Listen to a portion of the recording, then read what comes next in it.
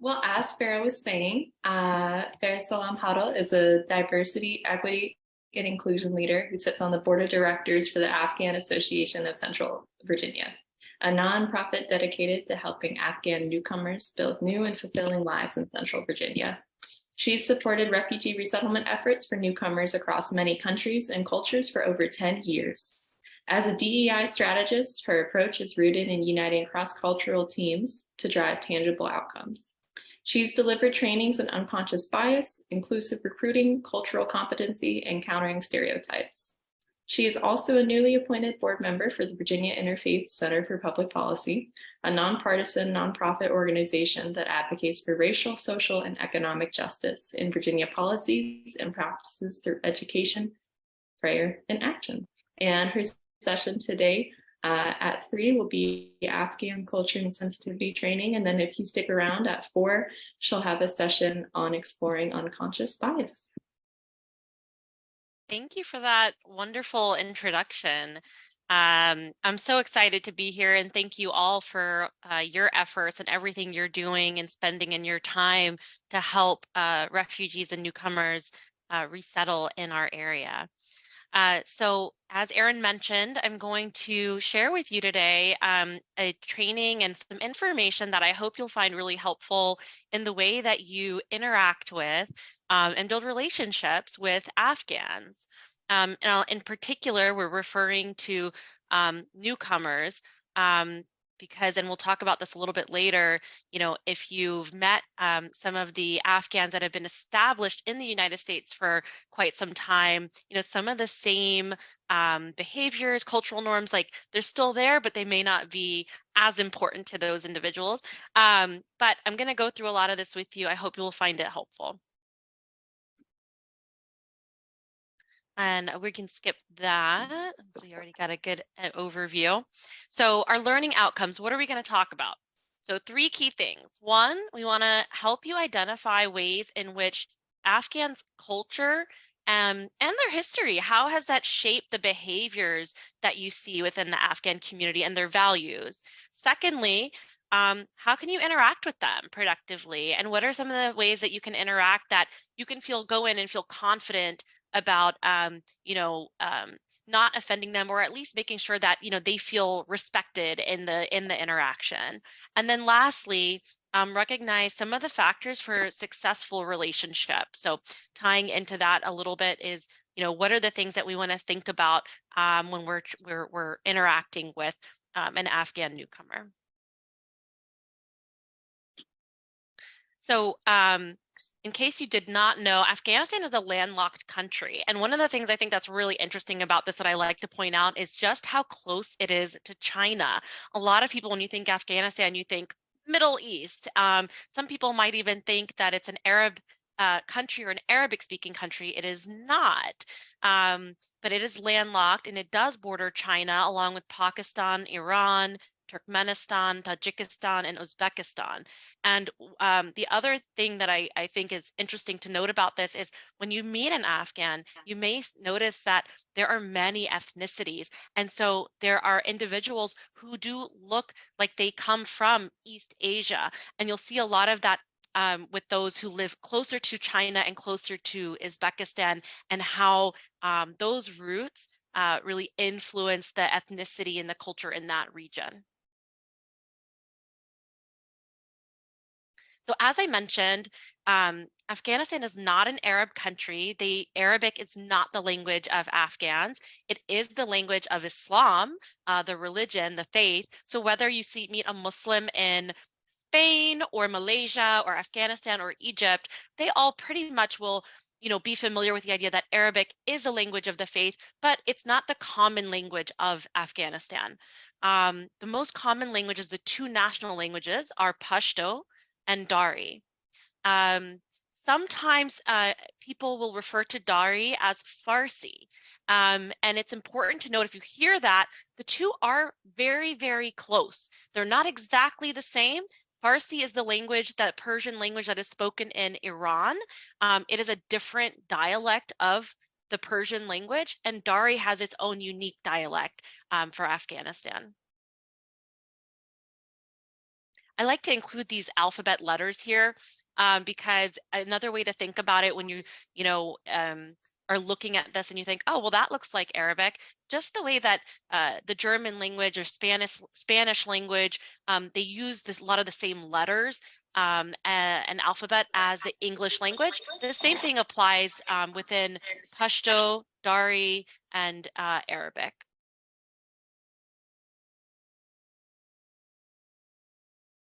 By the way, I can't see anyone. So if you have a question or you want to, um, uh, have a comment or thought, please feel free to type it in the chat or raise your hand. I definitely enjoy any sessions that I do. I like them to be really interactive. And so I like for you to interrupt me. So feel free to interrupt me if something comes to mind for you.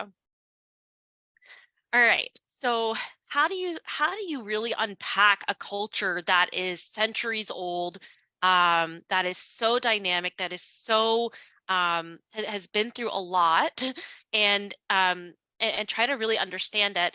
This is the unofficial way of describing the culture of Afghanistan. You can think about the culture through three pillars. The first one is hospitality. The second is honor, and the third one is faith. So these are kind of what you might see or you might consider the key values of Afghan people. Hospitality might seem like a strange one, right? You think, well, there's so many other values up there, but hospitality is a major, major value within the Afghan culture. If you've worked with any Afghan clients, I'm sure they've offered you food or tea, or wanted you to stay for dinner. That is such a core part of the culture.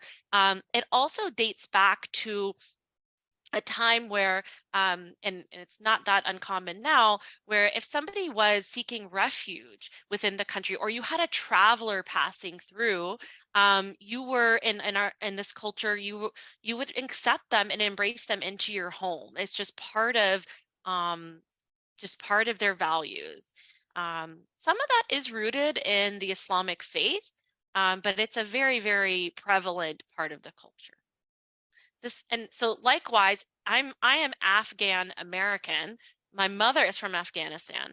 My father is not, and I was born and raised here. But anytime I've got Afghans coming over to my house, whether they're newcomers or not, it doesn't matter if they're just dropping by, if it's just for 5 minutes, it's a casual hangout. Our habit is we'll get up, we'll maybe make some tea, or if you don't have tea, I put something out, even if it's a glass of water. It's a sign of respect in the culture. The second one is honor. And in this case, when we think about honor, we're thinking about preserving our reputation. There's a lot of interconnectedness when you think about an individual's behaviors and how that reflects on one's family. I don't know that that is entirely, unique to the Afghan culture, but I think that in general, they do take that very seriously, and we do think about it in terms of, we have this shared um, reputation to uphold, which could also be tied to the fact that it's a very tribal culture as well. And then lastly, faith. The Muslim faith, which is Islam, is obviously a core pillar of Afghanistan, of the culture. One thing to note here is that not all the things that you see in Afghanistan, not all of the behaviors, traditions are really congruent with the faith. There's certainly a lot of overlap between culture and religion, and you see this in many, many countries. As an example, Islam does not state anywhere that women should not go to school. It's the opposite, actually. In the Quran, we're actually mandated you have to continuously seek knowledge. And so even though the Taliban, does claim to adhere to Islam, sadly, most of their practices are very anti-Islamic. And we'll talk a little bit more about why that is in just a little bit.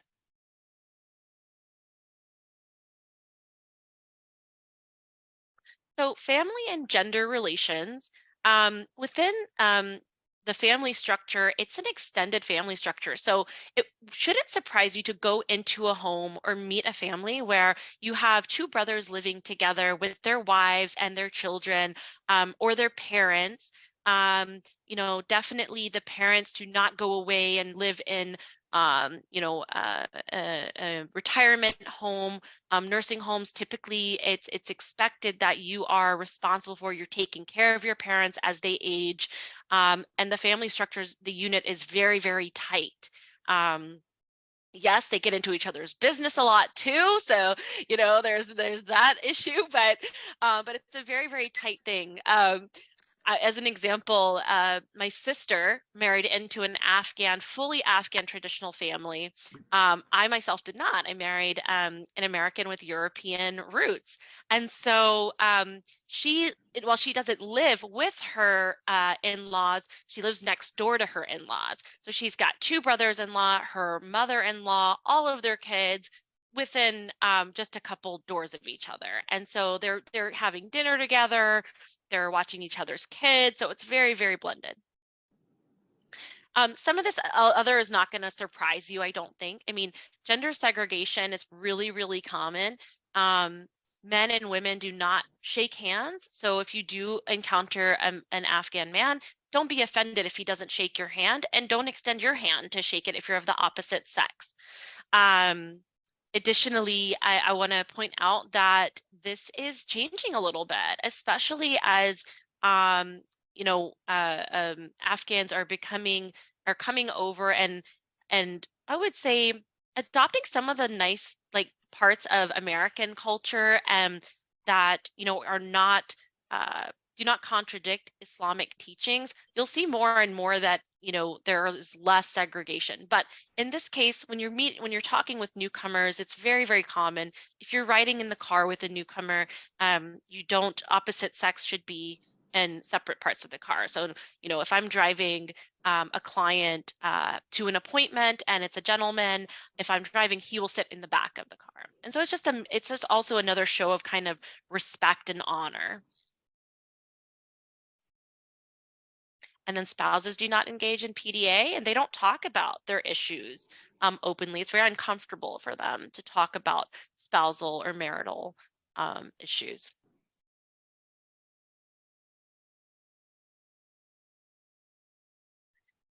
Okay, so before I move on, do you have any questions or thoughts?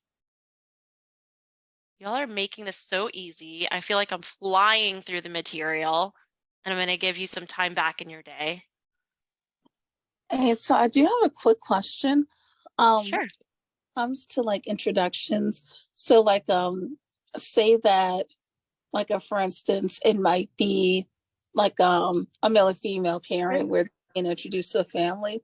Would it be more formal for the male to introduce himself and to introduce everybody else, or is that kind of a part of the patriarchal structure? It is, yeah, most definitely. And it's also, it's like a protective means, so when you're coming out or going to meet with a new Afghan family, the wife may open the door, but she'll quickly get the husband to say what's going on, who is this? And it is very patriarchal, absolutely. Yeah. Thank you. Sure. All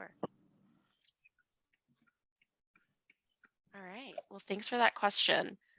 The other part of history that is important to keep in mind, and again, this shouldn't come as anything new to you, but just for context, if you think about individuals who were born and raised in the late 20th to early 21st century, these individuals were born into a war-torn country. And so imagine being born into an environment where hearing gunshots or explosions, witnessing famine, witnessing violence within your community is very normal. And there's so much trauma there that comes along with that. And so one of the other things that I feel like has evolved out of this is that Afghans pride themselves on being very resilient in spite of having multiple countries come in and try to invade Afghanistan and take over, such as Great Britain, such as the Soviet Union at the time. they were largely unsuccessful. Now, they were there, we lost a lot of lives, but they were unsuccessful in colonizing and controlling Afghanistan. And that's a point of pride for the Afghans. Now, however, what that turned into, and if you look at, the late 70s, the 80s, when they were in this war between Soviet Union and fighting communists out of the country, the group that was really responsible for leading that fight were the Mujahideen, the freedom fighters. In fact, they did more than just fight for the country. They also set up orphanages. They set up shelters. They were very much trying to protect and support the Afghan people. And sadly, as time went on and post-Soviet Union, they started to rise actually and form this Taliban and come to power, which we won't get into too much about the ways that that happened. That will be a separate, should be a separate conversation really. But I just want you to give you some context about why there are you'll find some groups that are very supportive of Taliban, some Afghans, because those people who remember that time of the Mujahideen and what they did for the country, they're going to have that, that feeling of they view them as someone that did something good for the country, even though now they're very much, destroying the country. So. And I see Amanda has a question. Can you explain who the Hazara people are? I heard about this group from one of my Afghan clients. Yes, that is such a great question. Actually, I think the next slide goes into that. So, just like you asked, Amanda, Hazaras are one of the ethnic tribes that live in northern Afghanistan. In fact, they have what in the United States you consider more of the Asian appearance. And they are sadly one of the most socially and politically marginalized tribes within Afghanistan. People talk a lot about the race relations within the United States, but even within countries like Afghanistan, there is absolutely intertribal, interrace discrimination. And sadly, Hazaras really have been the brunt of that for a very, very long time. And so in some ways, you may see that Hazaras are not comfortable being around Pashtuns. They do not speak Pashto. They speak a dialect of Dari, and it's a little bit different from the dialect that Tajiks speak. But there is a little bit of friction and just tension there, even now in the United States. Now, Pashtuns make up the majority tribe within Afghanistan, the majority ethnicity. And actually, the way that you can kind of think about this is Pashtuns do not speak any form of Persian. They can. No, let me correct myself. So they know it. They can speak it. Most people who speak Pashto are fluent in Dari, most of them. But not everyone who speaks Dari is fluent in Pashto. And the reason is that Pashtuns are very prideful about being sort of the original Afghans. In fact, Afghan in Dari, it stands for Pashtun. So if not for the Persian Empire, we wouldn't have Dari in Afghanistan. Afghanistan would continue to be largely a Pashtun country that with the national language of Pashto. And so for some Pashtuns, they feel like, if you speak Dari, you're kind of embracing that you are Persian. You're rejecting, the original Afghan culture and people. Now that's a pretty extreme view. It's not like every Pashtun views it that way, but Pashtuns are very, very proud. They're very proud of their culture, very proud of their tribe. In fact, you might meet a Pashtun who says, "I am not an Afghan, I am a Pashtun." So I hope that explained your question or answered your question, Amanda, about the Hazaras. But they are Afghans, but sadly they're one of the most marginalized, and so they have a lot of fear around that, and are not always, they don't always feel confident to show up to events and meetings. But that's something that the Afghan community is very much trying to rectify. as an example, the Afghan Association of Central Virginia is currently going through board appointments, and we're really starting to get a bit more organized and structured. And one of the rules in our bylaws is that there must be representation from each of the tribes on our board of directors, so that we send the message that, one, regardless of the tribe you're affiliated with, you can see yourself represented in the leadership of this organization. And two, that it's for all Afghans. It is not just for one tribe, and no one tribe is going to be discriminated against or left out of the events and of the organization.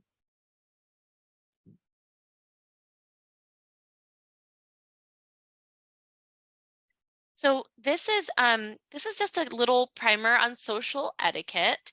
If I could give you every possible scenario and help you through that, I would. But generally, the first thing to think about before you look at this is that Afghans are, again, very hospitable people. They're some of the most loyal friends you can ever make. And by the way, if you do something mistakenly offending an Afghan, it doesn't mean that the world is going to end. This is really just about finding ways to bond and to build trust, and to make somebody who's brand new in a new world, new culture, different language, feel a little bit more like an insider. And so, on the do this side, remove your shoes when entering the home. It's just, think of it as just a habit when you enter an Afghan home, and you'll see this with a lot of Eastern cultures, actually.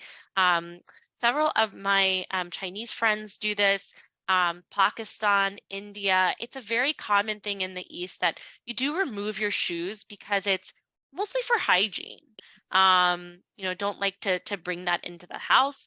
Also, because Muslims pray and they pray on a carpet on the floor, I think there's just an added level of, we want to keep this area very, very clean. Accept food and drink when offered. So going back to the hospitality piece, it's a sign of respect when someone enters. They will offer you something. It is really hard to say no when somebody offers you something. I have been there.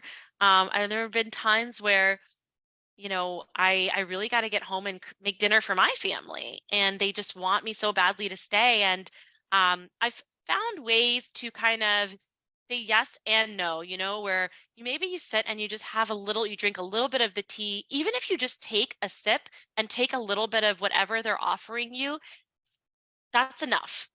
That's enough, because it's a gesture. The idea is that you make the gesture that you've offered this to me and I'm accepting your offer and I'm accepting your hospitality. So don't feel bad if you have to jet out, but if you can receive a little bit of it, it does send a very strong message.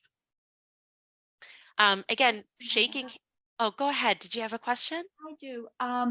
If I understand about drinking the tea, but I have allergies, and sometimes what they offer I can't eat, and it's difficult to communicate that. How would you communicate that? Oh gosh, that is really hard, especially if you don't know the language. I mean, how have you communicated it so far? Said, I thank you very much, but I have allergies. Okay, yeah. They accept it, but I just feel very, it doesn't feel good. I understand. Yeah, that's a tough situation. I mean, I think too, what you could possibly, you could say, thank you so much. And one thing that is a really nice gesture, whenever you do a hand over heart gesture, it's a very loving, it's a very welcoming gesture. And so it might give a little bit, ease the blow a little bit, like, thank you so much. This food makes me sick. This food can make me sick. I'm sorry, thank you so much. Or you can say, do you have any fruit? I don't know, you could suggest something, but I think if you say it like that, they may be more likely to understand, because allergy is not, I don't even know that there is a word for allergy in Dari or Pashto. But if you said, this can make me sick, then they may better understand it. Okay, thank you. That's helpful. Yeah, you're welcome. And so that actually leads right into, placing your hand over your heart. Traditionally, this is something that men do. So when a man encounters a woman, instead of shaking her hand, he will do this as a show of respect. It's not that I am rejecting you or I'm not acknowledging your presence. It's just I respect you. I respect your honor. I respect your space. And so I think too, though, now it has been something that I see a lot of women do, and mostly American women. I do it a lot as an Afghan woman because I don't like the feeling of not doing anything. It's just not comfortable for me. And so I like to do something with my hands, and that's something that I can do that I'm saying, Assalamu alaikum, I'm so happy to meet you, and it just kind of adds a little extra courtesy, to the whole interaction. This last one I don't think is. Oh, thank you for that. I appreciate that. In the chat we have a Hassasiyat. Okay, so thank you whoever posted that. I did not know that. So there is a word for allergy. Maybe we can even get the transliteration there for Kathy. Now, I can't guarantee that every Afghan will understand that word. Again, it's not something I've heard commonly, but it's something you can try for sure. All right. And then if you are visiting a family, it is an extra nice sign of respect if elders enter the room. You might be considered an elder yourself at this point, and that's different. But if you're a younger person and a senior comes into the room, it's a show of respect to just stand and greet them. We do this also. You may have experienced this, Kathy, or others. When you leave the house, have you ever had them walk you to the door? Like the whole family just walks you to the door. That's another common thing. In fact, when I used to do that, my mother-in-law is a Catholic American, and Afghan culture is very foreign to her. When when my husband and I first got married, and she couldn't understand for the life why I had my kids get up and walk her to the door every time she left. And so it's a running joke now that she's like, no, like Mama doesn't need you to walk her to the door. Like it's when we're like, no, we have to do it. It's our culture, it's respect. So so if they do that, it's really just means they're trying to show you some respect. Okay. Now, under the not that, these are the big things that came to mind. Again, we talked about the mixed seating. So if you're in a room with an opposite sex, you might sit on one sofa and they may sit on the other. If you're sitting on the same sofa, you're not going to go and like sit right next to the opposite sex. It's just that would be another way that you would just want to be respectful of boundaries. So you're going to sit separately if you're in the same room, and meaning just not right next to each other. Another thing that might seem interesting or silly is there's something about feet and having feet sort of, especially the bottom of your foot facing someone. And I'm trying to remember the origin of this.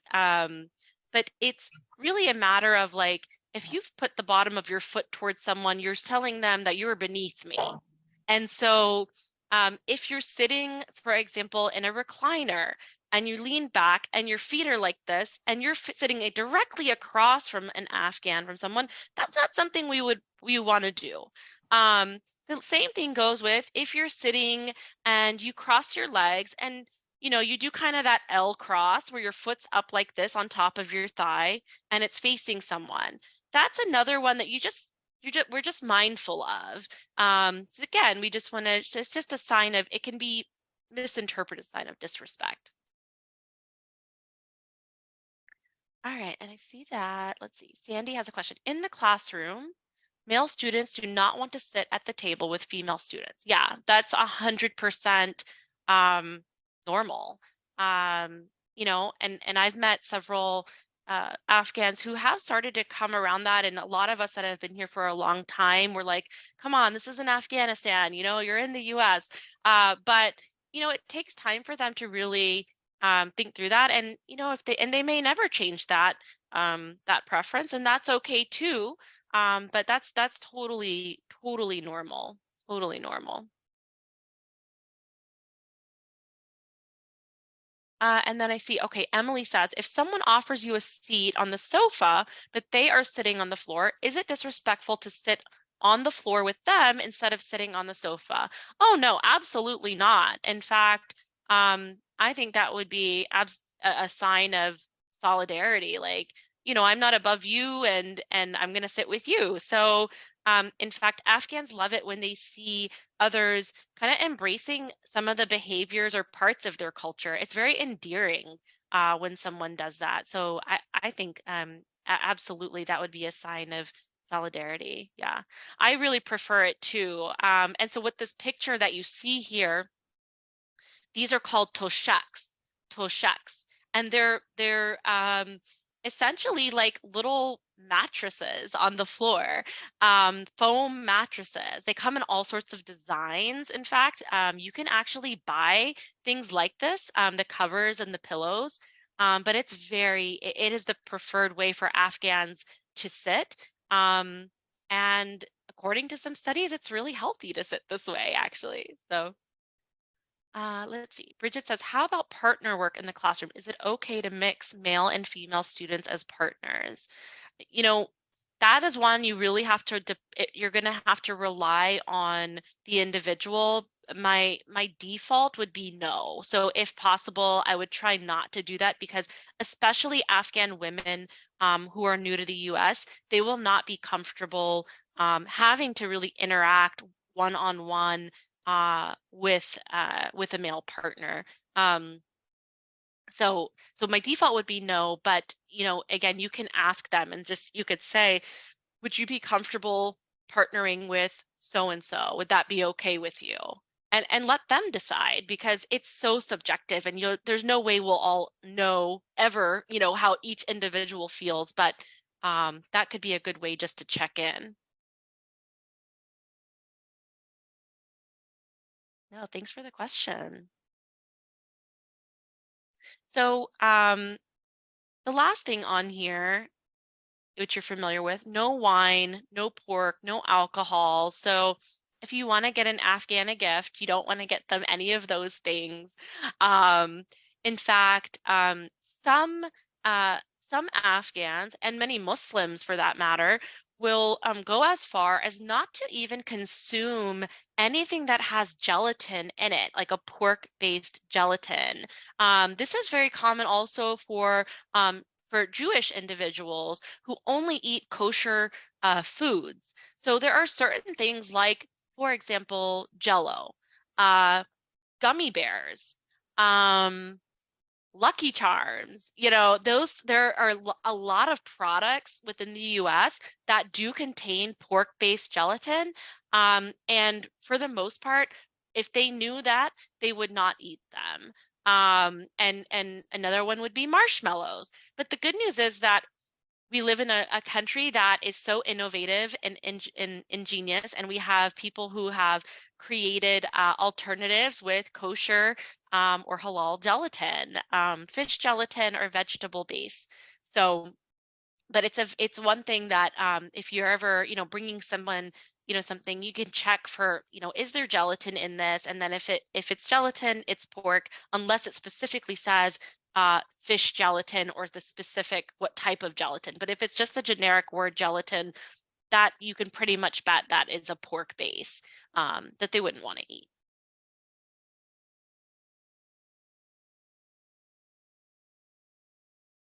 Okay, so let me just look and see. I didn't have a slide on this, but next time I'd love to bring and add to this sort of the shift, the cultural changes that are occurring within Afghan youth today.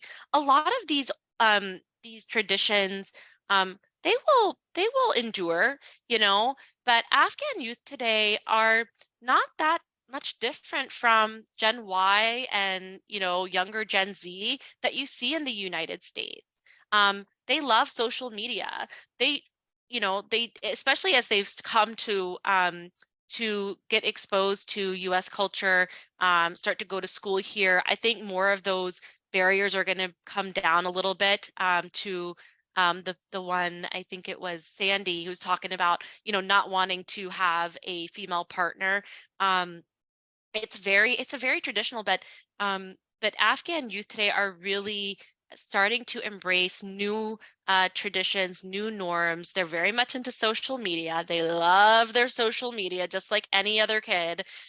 Even if they are still in Kabul, it's they love their social media. And in fact, if you're, I don't know if you're familiar, but are there any American Idol fans in here? So there is actually an Afghan Idol. There was an Afghan Idol, a show and a tryout in Afghanistan. You know, so not everything about Afghan culture is really stuffy and like, oh, you know, restrictive. Actually, Afghans love the arts. In fact, poetry is the most treasured art form of Afghanistan. It's not uncommon to meet an Afghan that has memorized a lot of poems or poetry.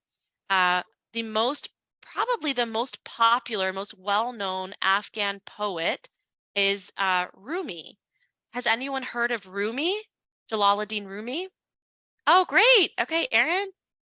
Yeah, I mean, I get it, you know, it's hit or miss sometimes, depending on the audience. But oh, Amanda, I love Rumi. Yeah, and not just because I'm part Afghan, but I mean, one of the most incredible poets of all time, and it's really common for Afghans to know Rumi, to know his work, and to repeat, you know, some of his words in situations.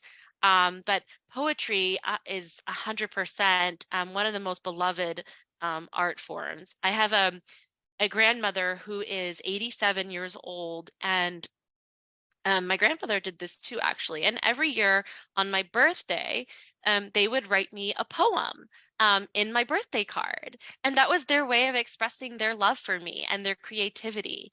And still to this day, they would read a lot of poetry.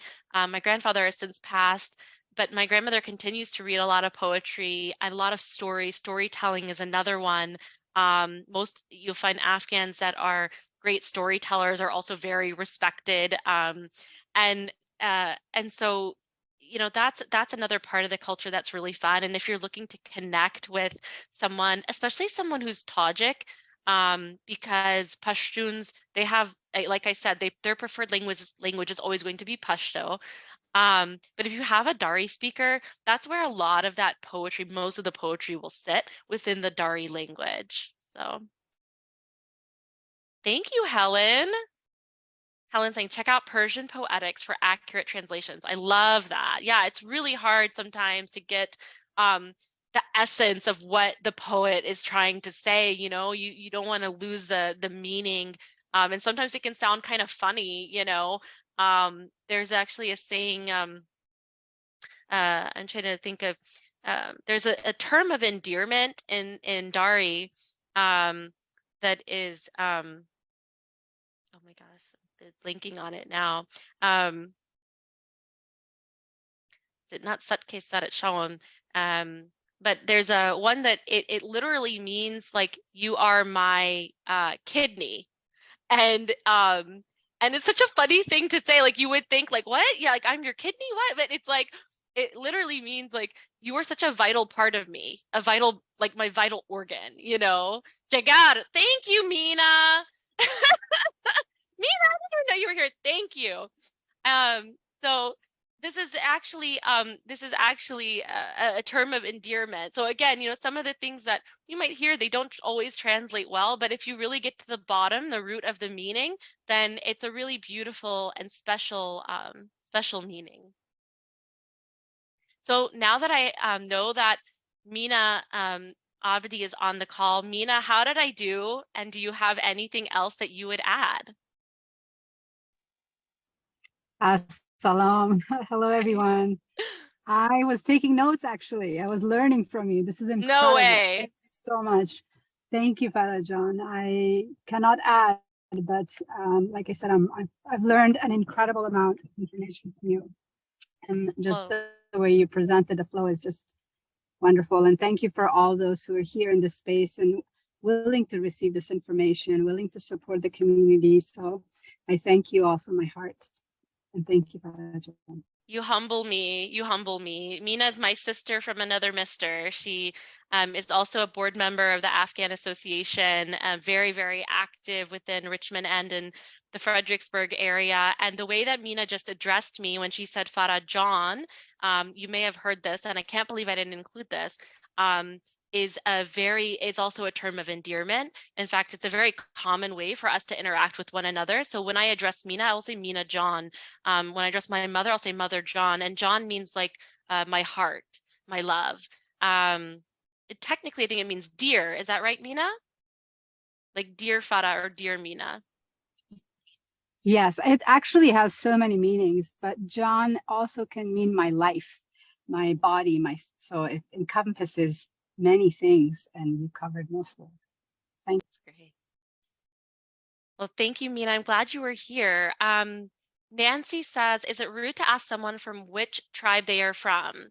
You know, that's a really great question. I don't know that it's a rude thing to do. I think that depending on who you're asking, it could be an uncomfortable thing. Because remember, we talked about that intertribal discrimination, in particular with Hazaras and Uzbeks. They there is there's a little bit of trepidation there. So I have met Afghans who are uncomfortable. You know, if you ask them, well, where are you from? What's your tribe? In fact, I have a young Afghan boy who came from Kabul. And I think technically he's Tajik, but he would never give a clear answer. And so, you know, I think I would have to say that you can talk if they are someone that's speaking Dari, you might say instead of what tribe are you from, you could say, where in Afghanistan are you from? Where did you live? You know, Kandahar is a Pashtun dominant land. Kabul, you have a mixture, a really big mixture. If somebody's speaking Pashto, though, you know automatically they are Pashtun. It's really the other tribes that can be a little bit harder to discern and distinguish. You know, so in those cases, you really have to take it on a case by case. Although the good thing is that as Americans, I feel Afghans are less. They probably have less of a hesitation to share that information because as Americans, we don't know. I mean, what's the difference if you're Hazara or Pashtun? It means nothing to us. But to an Afghan, asking an Afghan may mean something, right? And so that's where they might be a little bit more hesitant. So as I'm thinking through this out loud with you, Nancy, my inclination is no. If you are not an Afghan, you're asking an Afghan, my feeling is no. And you could even frame it around, you know, I'm so interested in Afghan culture. Can you tell me more about your tribe and where you're from? Farah, real quick, we had a question from Bridget a little earlier. Oh, Is learning to write poems in English something that English language learning students might like to learn? oh my gosh. I would imagine they would. Yes.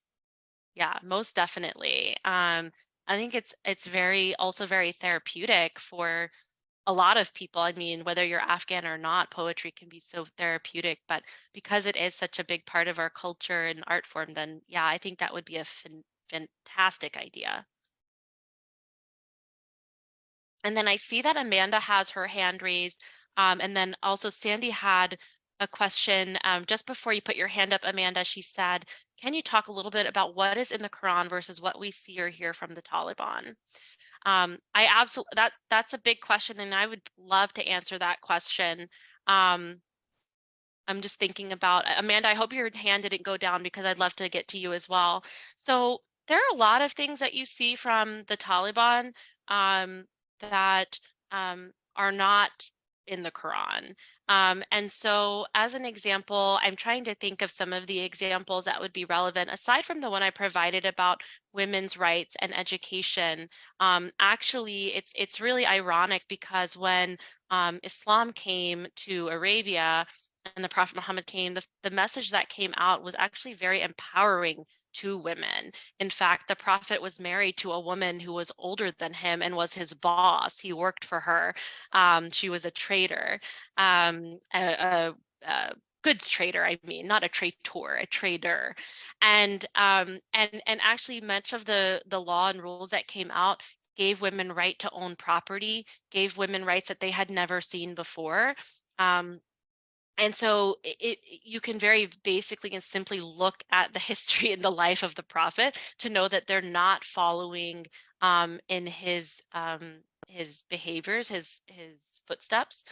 Now, earlier when I talked about the difference between culture and religion, that is something we really need to keep top of mind, because not everything you see them do is faith-based. A lot of it is very culture-based, and and sadly, and as I mentioned, Afghan culture is very much a male-dominant culture, and so I feel that a lot of what we're seeing from them is based in rooted in what they learned and what they believe, and it's very much an agenda that is their own agenda, that's not rooted in Islam. So if you had a specific example, if you had a question about one of their acts or activities, I'm happy to speak more specifically to that.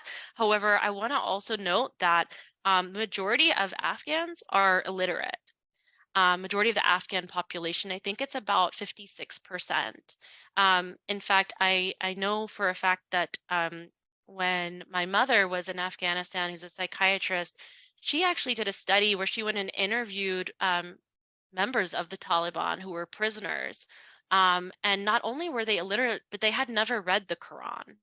So, what's fascinating to me is that you can champion a religion of which you've not read the scripture, nor are you able to read the scripture for yourself. And unfortunately, a lot of this goes way back to the time when the Soviets were invading and people were really recruiting Afghans to do their dirty work in exchange for food and shelter. And so you had a lot of illiterate youth who were sort of brainwashed, unable to read for themselves, and ended up joining forces with the Taliban or others. And so just another good example of why education is so key and education is so important, and how it can actually lift people out of poverty and frankly, out of harm's way. So.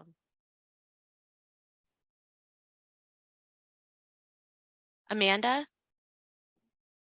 Hi there. Is my audio coming through okay? Yes. Okay, great. I didn't want to put this question in the chat because it's kind of sensitive, and I didn't want my words to get in the way of what I'm trying to ask. But I had a client who expressed a little bit of fear towards Black people after moving here. And now that I've learned a little bit more about the Afghan culture, is there anything you would recommend that is culture-based that would maybe help her with that? To be clear, she's not racist. It's just she's legitimately terrified of most men, but especially Black men. Mm-hmm. So I didn't know if there was anything you could recommend for that. What I would recommend, actually, do you view her as someone who's a practicing Muslim? From what she's indicated, yes. So one thing you might do, and this is something I've always found solace in and helped me, is I go back to my faith. And I've done that with other Afghans who have been challenged in this way, to help encourage them to see that they are Muslims first and Afghans second. And there's a really great hadith. I don't know if you're familiar with the term hadith. I'm going to put it in the chat. It's also spelled this way. It's spelled two different ways. And what that is it's a saying of the Prophet Muhammad, peace be upon him. And so Muslims look to hadith to help inform their daily activities and their behaviors. And there's a hadith that that I really love that I want to share with you. It's a very popular hadith. Let me see if I can pull this, and I hope it helps.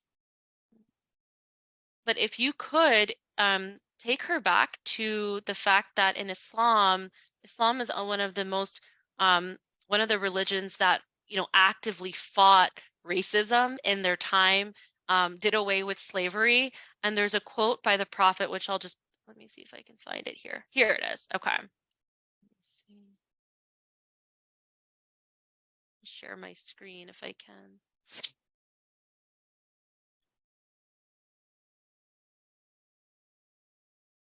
Is it here? Where did it go?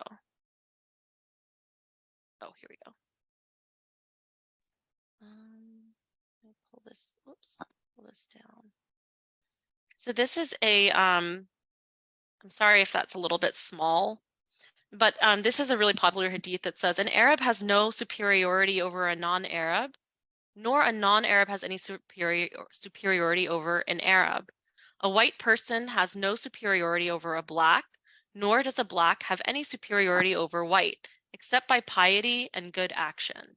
I mean, you think about that, this was around 690 AD. I mean, we're talking centuries old. And this line of thinking, I just find it so fascinating that this was a line of thinking at that time in this country. But, perhaps you can encourage her to really lean into her faith. If it's more about fear, is it more fear-based, do you think? And if that's the case, it might be helpful to get her to meet some other Black and African American colleagues, maybe have tea together, because there's just so much about, there's so much, just like there's so many stereotypes about Muslims, that all Muslims are terrorists. And Afghanistan, they see the same thing in the media about Black and African Americans. And so their views can be really, really distorted. Mina also had a great suggestion here to teach her about Black history, creating empathy, and introduce her to some of the Black Muslim contributors like Muhammad Ali and Malcolm X. And I haven't seen this documentary, Mina, but this is great. There's a documentary called Stand. So it's a journey, it's certainly not going to be fixed overnight. I can't imagine that she'll suddenly just overcome this view and this invalid fear, but slowly, if you start with some of these things, I think it'll really help to change her perspective. Can I add something? Please. I hope I didn't cut in front of anyone. No, that's a good question. I've worked with immigrants and refugees for about on and off 15 years, the last 10 as an ESL teacher, and I've lived abroad, so I can tell you from lived experience, anti-Blackness is global. Start out with that. But also, I feel like that, and I think you all know this, like there's no one solution, like it's a journey that the person has to go through. But I can say I've had conversations, particularly with students, where I've heard people express bigoted attitudes towards other ethnic groups or misogyny or things like that. One of the things I do as an instructor is just talk them through it. So I'll ask, well, what is it about them that you fear, or what is, just kind of ask leading questions to get at the heart of, well, like have you seen folks do X, Y, and Z, the thing that you fear? What about, and then I'll name, maybe someone that we have a mutual acquaintance or something like that. But that's one thing I found that, and it's not like one conversation will change their minds, but what I want to do is just sort of plant a seed to where they start to question what, sort of what they've internalized. But that's not surprising. I've definitely seen this, and Black immigrant friends of mine have seen this, and Black Americans. It is something that people catch on to very quickly when they get here to the US. but yeah, and also, but yeah, I think building relationships is the other thing. I've walked into a classroom almost every semester. I'll get a few looks. They're not expecting me. In about 2 weeks, they figure out I either know what I'm doing or they drop the class. So that's the other thing, the interaction. I mean, nothing can beat that. I do, and then I talk about Black history. I talk about my own family. I show them photos. So they're seeing, humanizing people and showing them, you know, and this is my family story. If they get comfortable, sometimes they will start talking about their own microaggressions. And for me, like, I take that really seriously. I think that's an important part of my job. Who someone has a shared lived experience with them in terms of being a person of color in this country. Yeah, I just kind of talk them through it. Yeah, and it doesn't, like, it's not like I don't try to get defensive when I go in the first day of class, because sometimes I know what I'm walking into. But yeah, building relationships with people, humanizing people. I mean, you know, just like what we've had to do for the last few decades here in the US. I hope that makes sense. Thank you, Laura. Yeah, thank you so much for sharing your experience and for being vulnerable there too. I mean, that's really meaningful. And I love what you said about finding the shared experiences. I've also found the same, you know, that one of the best methods or strategies is to try to show that we do have more in common than you think. And you just start to connect and empathize with one another and relate to one another. And so I just, I love what you said. So thank you so much.